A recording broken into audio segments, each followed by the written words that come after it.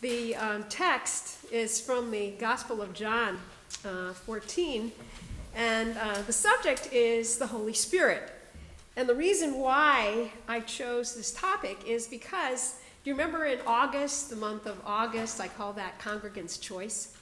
Well, I had 3 sermon topics still to address that I hadn't preached on during the summer.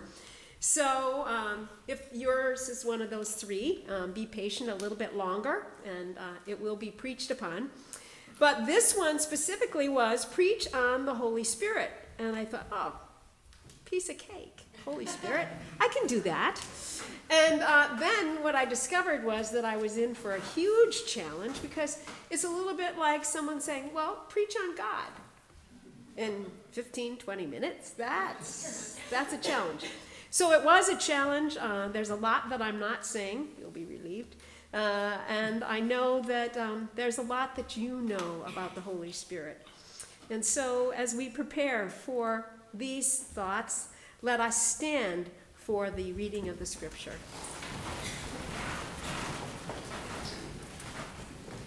Jesus said to his disciples, "If you love me, you will do as I command. Then I will ask the Father to send you the Holy Spirit, who will help you and always be with you. The Spirit will show you what is true. The people of this world cannot accept the Spirit because they don't see or know him. But you know the Spirit, who is with you and will keep on living in you." This is the word of the Lord.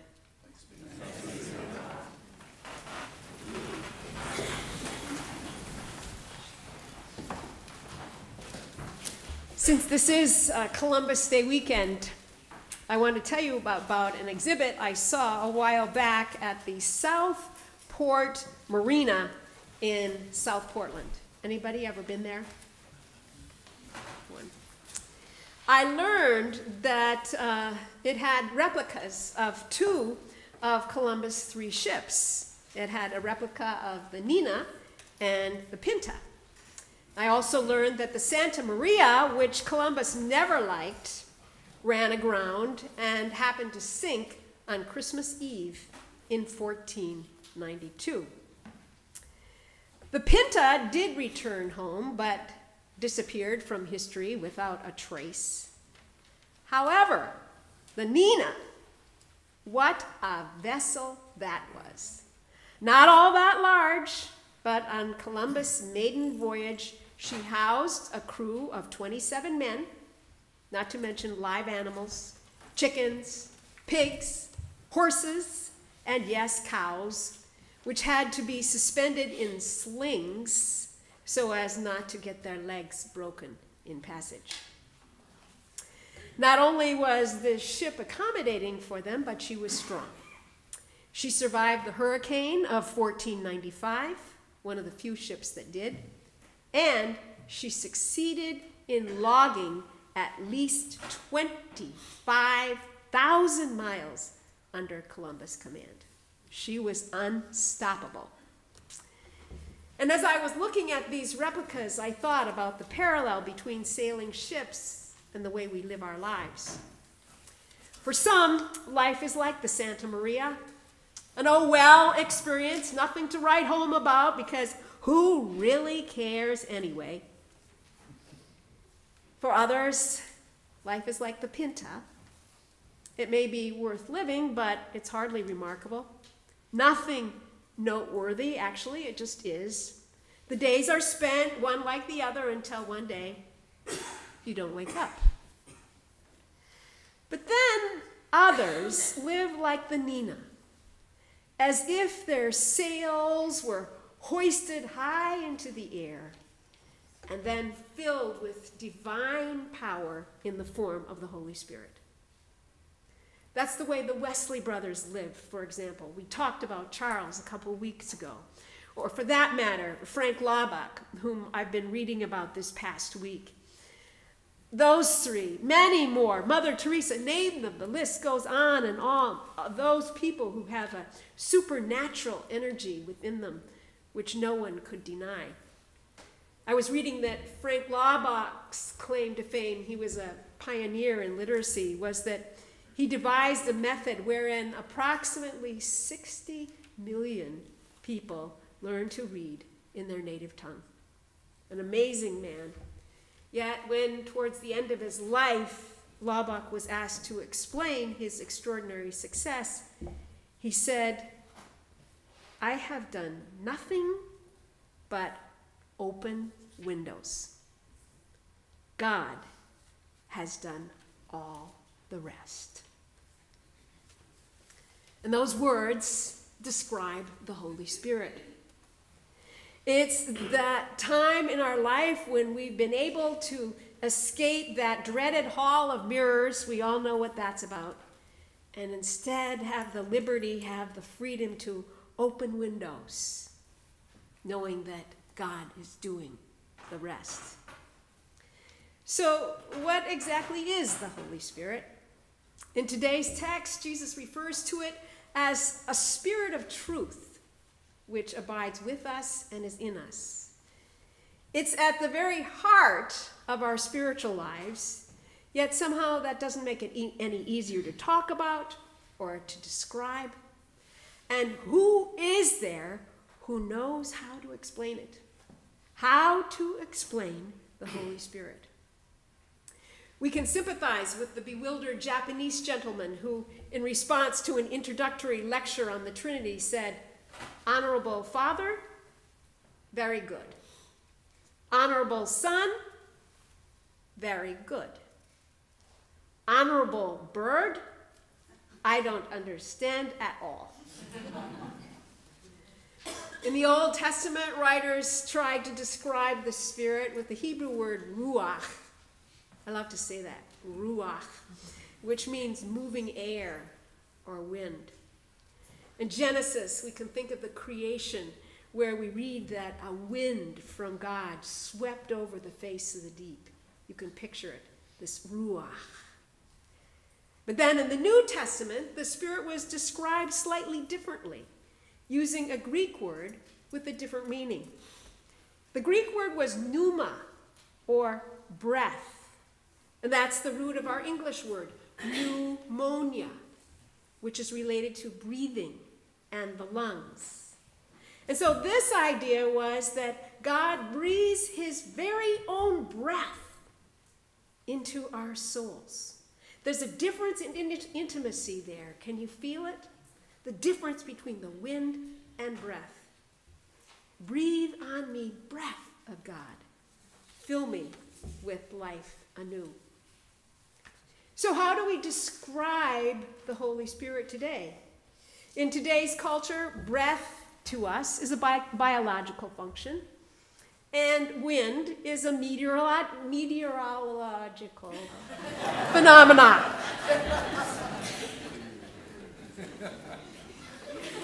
So, how do we talk about the Holy Spirit?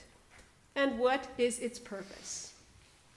The best way that I can describe the Holy Spirit is to say that it is the means through which we can personally experience and know the power of God's love. And its existence makes all the difference in the world. It's the difference between thinking of one's life as a scientific and natural evolution of matter. I know quite a few people who think that. And that contrasted with thinking that life is a personal gift from an omnipotent being.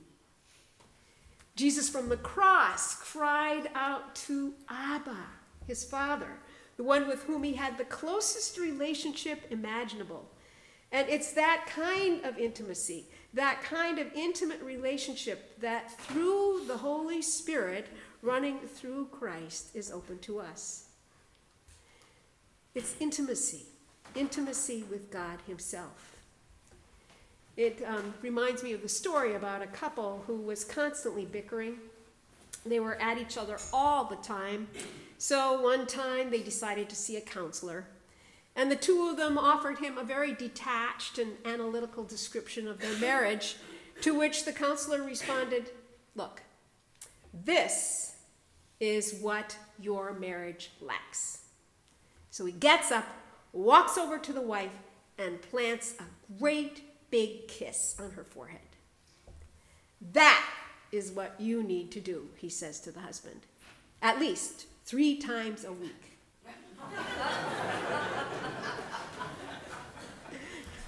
Okay, he says, I'll bring her over here every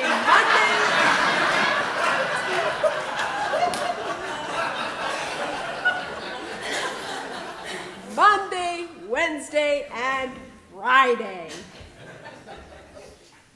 What is a love relationship worth if there's no sense of closeness?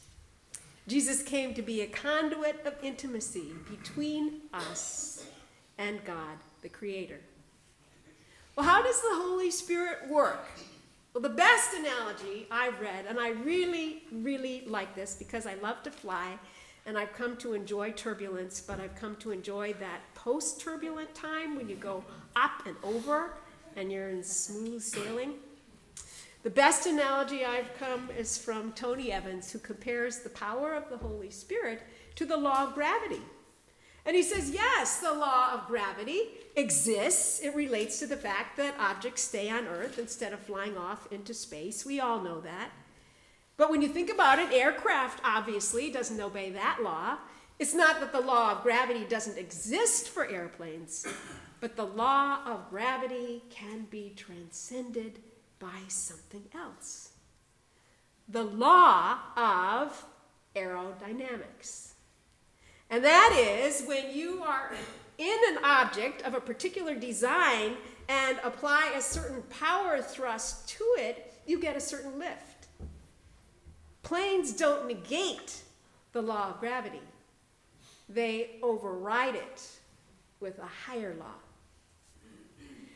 When the Holy Spirit takes over your life and enters into you, it doesn't cancel the heavy stuff.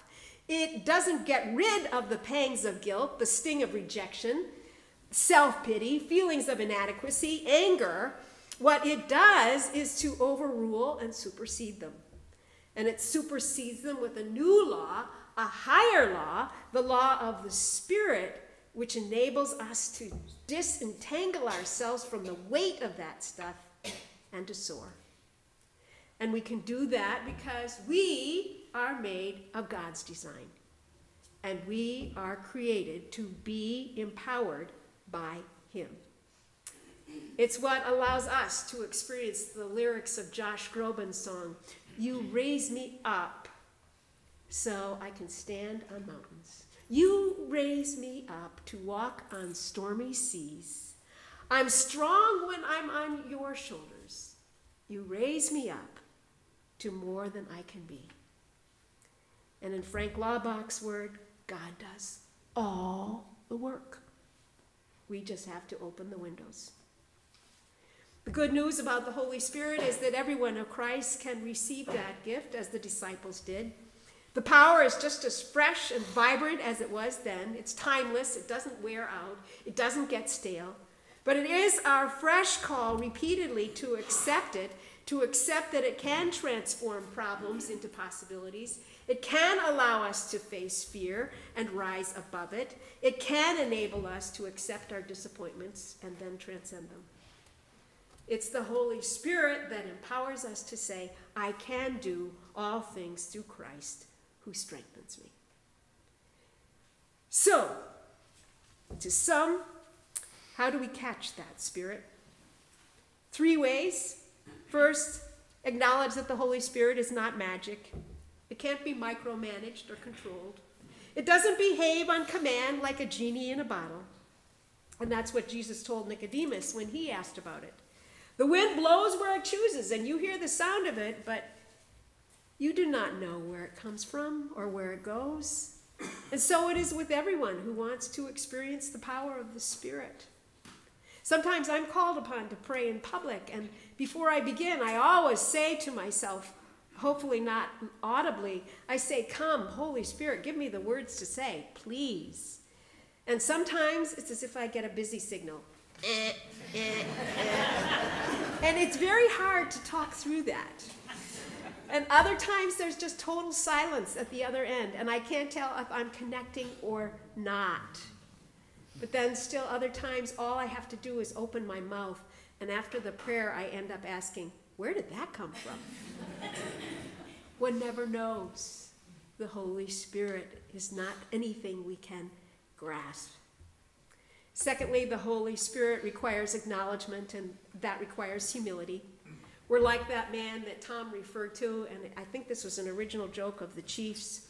When he was praying for a parking spot, he was saying, Lord, please, this is a really important interview. Show me a spot, and if you do, I'll do whatever you want. I'll stop smoking. I'll go to church every Sunday. I'll quit swearing. And then, right then, as he's praying, a car pulls out smack dab in front of where he needs to go. And as the man pulls into that perfect space, he says, it's okay, Lord, I found it myself.